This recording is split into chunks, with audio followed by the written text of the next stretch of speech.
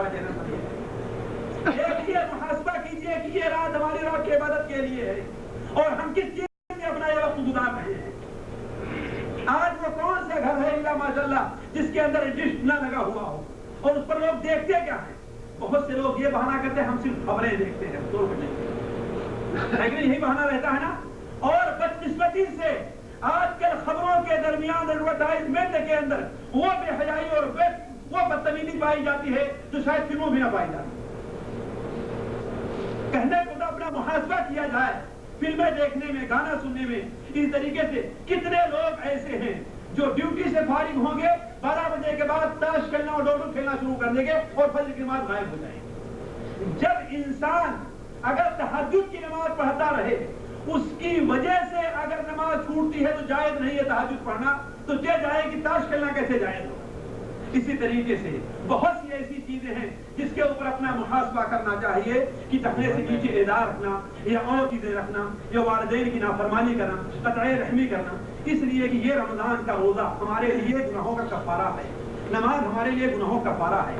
صحیح ترغیب و ترہیب کے اندر ایک حدیث سے اس کو رکھ کر کے میں اپنی بات کو ختم کرتا ہوں کہ اللہ کے رسول صلی اللہ علیہ وسلم پاس ایک شخص آتا ہے تو جابر بن عبداللہ روایت کرتے ہیں. ایک شخص آتا ہے اور کہتا ہے اے اللہ کے رسول اگر میں ایمان لے آدوں اور نماز پڑھوں روزہ رکھوں اور زکات دوں تو میرا شمار کن لوگوں میں؟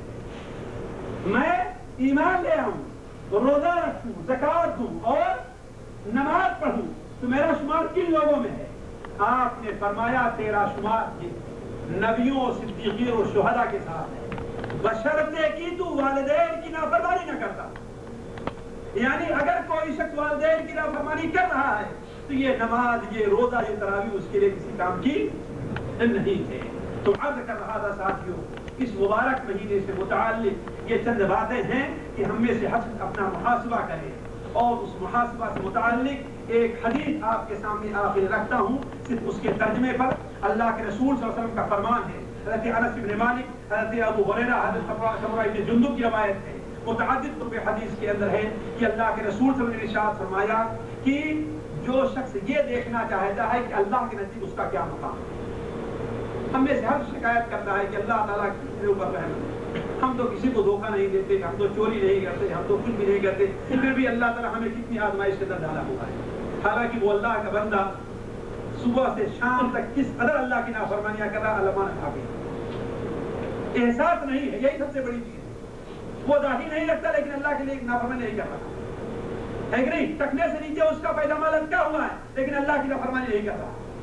جھوٹ بولتا ہے اللہ کی نافرمانی نہیں کر رہا. وقت پر 5 وقت کی صحیح طور پر نماز نہیں پڑھتا. مسجد میں رہتا ہے اس کا دل کہاں رہتا ہے دکانوں پر رہتا ہے لیکن اللہ کی کوئی نافرمانی نہیں کر رہا. یہ احساس نہیں ہے کہ ہم سے کیا غلطیاں ہو رہی ہیں. تو اللہ کے رسول نے ارشاد فرمایا جو شخص یہ جاننا چاہتا ہے کہ اللہ کے نزدیک اس کا کیا مقام ہے تو پہلے یہ سوچ لے کہ اللہ کو اس نے کیا مقام دیا. اللہ کو اس نے کیا مقام دیا ہے اس کے احکام کی کس قدر پابندی کر رہا ہے.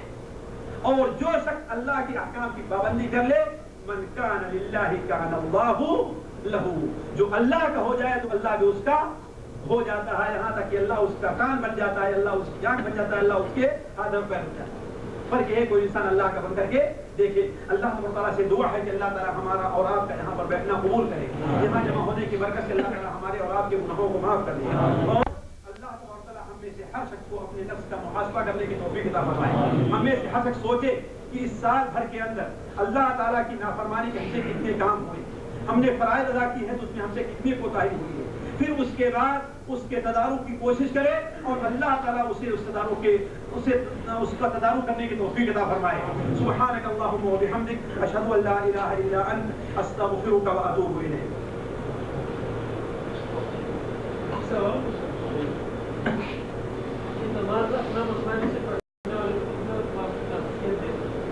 جی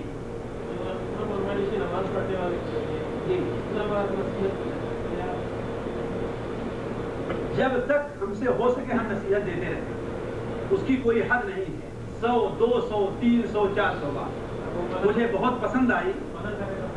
منع کرتا ہے تو اگر آپ کو خطرہ ہے اپنی عزت کا خطرہ ہے یہ خطرہ ہے کہ آپ کو مار دے گا تو آپ چھوڑیے نہیں چھوڑیے. شیخ ابن باز رحمہ اللہ کے تذکرے کے اندر میں پڑھ رہا تھا، ذرا دیکھیے اللہ تعالیٰ کے لیے کام کرنے والے بندے ایسے ہوتے ہیں۔ شیخ ابن باز کے تذکرے میں پڑھ رہا تھا، کچھ لوگوں نے جذباتی نوجوانوں نے ان سے شکایت کیا کہ اے شیخ فلاں جگہ جو ہے، فلاں جو ادارے کا مدیر ہے وہ یہ غلط کام کر رہا ہے، اس کے بارے میں آپ کچھ کیجیے۔ شیخ نے کہا اسے لکھو۔ کہا کہ اے شیخ ہم نے اسے لکھا ہے لیکن ماننے کے لیے تیار نہیں ہوتا۔ شیخ نے کہا کتنی بار تم نے لکھا ہے؟ کہا 2 بار 3 بار۔ شیخ نے کہا تم 1-2 بار کے بعد اکتا گئے ہو، دیکھیے اللہ کے لیے کام کرنے والے ایسے ہوتے ہیں۔ کہا خدا کی قسم ایک شخص کو ہم نے 100 بار لکھا ہے لیٹر، تب اس نے جا کر کے اپنی غلطی کا اعتراف کیا اور اس کام کو ختم کیا۔ کتنا؟ 100 بار لکھا۔ سوچئے وہ شخص کس قدر مشغول تھا، کس قدر ذمہ داری اس کے اوپر تھی۔ اس کے بعد کسی شخص کو غلط کام کرتے ہوئے دیکھا، اسے کتنی بار منع کیا ہے؟ 100 بار منع کیا ہے، پھر جا کر کے وہ شخص ان کی بات ماننے کے لیے تیار ہے۔